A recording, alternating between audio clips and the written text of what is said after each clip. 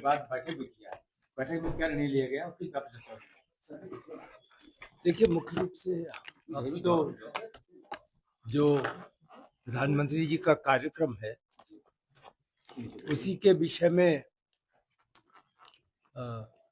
चर्चा भी हुई। उसी की तैयारी में हम लोग का अधिकांश समय भी व्यतीत हुआ। किस प्रकार से हम लोग उचित समझते हैं कि प्रधानमंत्री जी आए परिसर में और सभी निर्माण कार्यों को देखें, आरसी का क्या व्यवस्था हो, क्योंकि अब प्रथम तल पर राम परिवार की स्थापना हुई है तो वहां पर भी उनके आरसी के लिए कार्यक्रम रखा गया है। लेकिन ये सभी कार्यक्रम, जैसा आप जानते हैं, अब ये बन करके प्रधानमंत्री कार्यालय सुझाव के रूप में जाएगा और वहां से जो भी अनुमति मिलेगी उसके अनुसार व्यवस्था की जाएगी। अधिकांश निर्माण कार्य अब अपने, जैसा आपसे मैंने पहले भी बताया है, पूर्ण हो रहे हैं। अब तो बहुत अधिक ध्यान हॉर्टिकल्चर, प्लांटेशन और सौंदर्य जो भी वहां पर परिसर में किया जाना है, व्यवस्था जो कि अस्थायी रूप से होगी, उस पर ध्यान दिया गया। एक अन्य जो महत्वपूर्ण निर्णय है वो है संग्रहालय, जिसमें कि अभी हम एक एग्रीमेंट को अंतिम स्वरूप प्रदान करेंगे, हस्ताक्षरित करेंगे। उस एग्रीमेंट के तहत आईआईटी चेन्नई को, जिनके पास की विशेषज्ञ हैं, जिन्होंने की एक विशेष व्यवस्था कराई है, एक तरीके से उनकी सहायक संस्था है प्रवर्तन नाम से, तो उनको इस म्यूजियम की टेक्नोलॉजी और डिस्प्ले का कार्य सौंपा जा रहा है। प्रारंभिक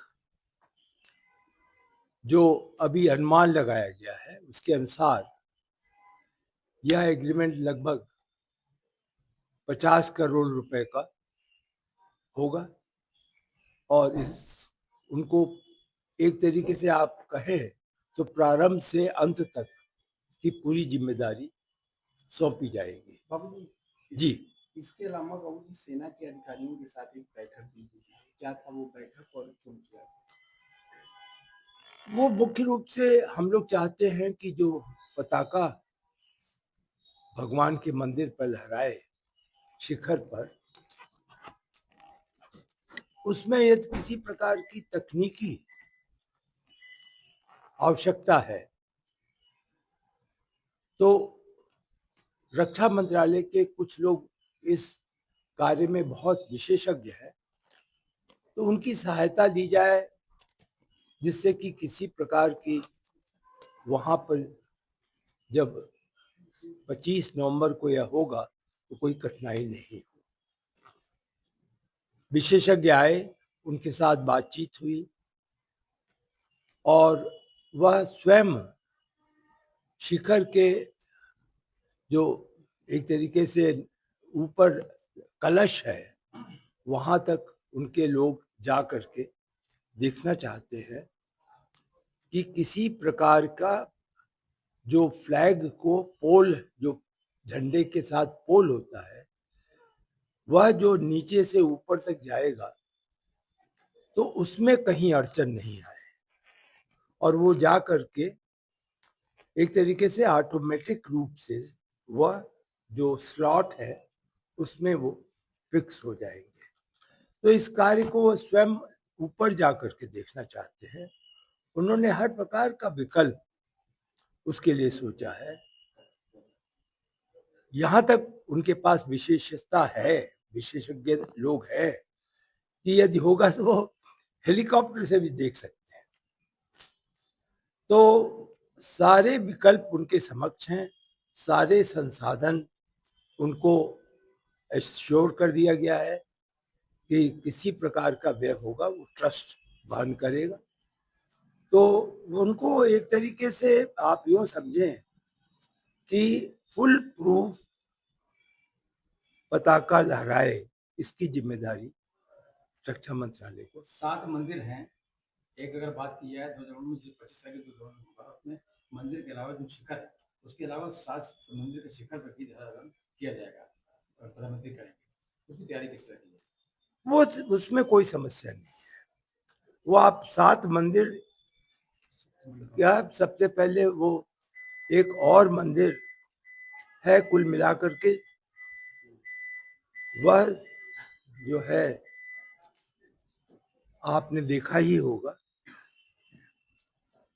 जो लक्ष्मण जी का है, शेषावतार जिसे कहते हैं, वो और परकोटा के 6 मंदिर, इन सभी पर ध्वज लहराएगा। इन पर ध्वज का प्रारूप क्या हो वह भी अंतिम कर दिया गया है।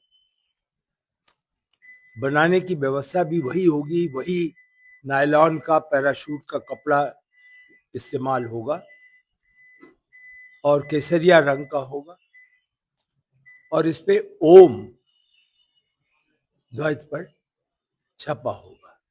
तो ये 7 ध्वज भी अंतिम कर दिए गए हैं जो लगाए जाएंगे और जो प्रमुख भगवान रामलला का शिखर पर लगना है वह उसी दिन। प्रसाद की बात की जाए, जिस तरह से 25 नवंबर को जो कार्यक्रम होगा उसमें जो श्रद्धालु अंदर आमंत्रित किए गए हैं उनको प्रसाद की व्यवस्था भी की गई है। तो क्या श्रद्धालु जो दर्शन करने के लिए आएंगे, क्या उस दिन उनका संभव होगा दर्शन करना, कि दर्शन पे भी रोक लगा दी जाएगी? जो आमंत्रित किए जा रहे हैं उन्हें भगवान के दर्शन की सुविधा प्रधानमंत्री जी के जाने के बाद दी जाएगी और जिला प्रशासन उसके लिए जो भी जिम्मेदारी, जो भी आवश्यकता है वह निर्णय ले रहे हैं। अन्य श्रद्धालु जो आएंगे उन्हें कदाचित उस दिन संभव नहीं होगा। वो अगले दिन से जैसा सामान्य दर्शन होता है उसी प्रकार से अगले दिन से वो प्रारंभ हो सकेगा। तो जो 25 नवंबर को है उस दिन अतिथियों के अतिरिक्त कदाचित संभव नहीं हो सकता। बाबू जी, इसके अलावा 25 नवंबर को कितनी देर का कार्यक्रम है? क्योंकि उस दिन राम विवाह भी, और जहाँ राम मंदिर है उसके आसपास कई प्राचीन मठ मंदिर भी स्थित है। राम विवाह में रथ यात्रा होता है, लाखों की संख्या में श्रद्धालु आते हैं। तो ये दोनों कैसे मैनेज कर रहे हैं आप लोग, कैसे मंथन कर रहे हैं? जिला प्रशासन राम विवाह के कार्यक्रमों के बारे में उन्हें पूरी जानकारी है और कार्यक्रम इस प्रकार से बनाया जाएगा और लगभग अंतिम किया जा चुका है कि आदरणीय प्रधानमंत्री जी का कार्यक्रम लगभग 3 घंटे का हो और किसी प्रकार से जो राम विवाह के कार्यक्रम होते हैं जो अपराह्न में संभवतः होंगे उन पर कोई बाधा नहीं है। बाबू जी, शुभ मुहूर्त क्या है फ्लैग होस्टिंग का, जो झंडारोहण होगा राम मंदिर के? शुभ मुहूर्त को आप यूं मान करके चले कि 12 बजे से 12:30 के बीच में शुभ मुहूर्त है, लेकिन इसको भी क्षण क्षण क्या शुभ मुहूर्त होगा, हमारे कोषाध्यक्ष जी जो है स्वामी गोविंद देव गिरी जी, वो अंतिम रूप से सभी का संपर्क कर रहे हैं जो इस क्षेत्र में ज्ञानी लोग हैं और उसके अनुसार ये होगा।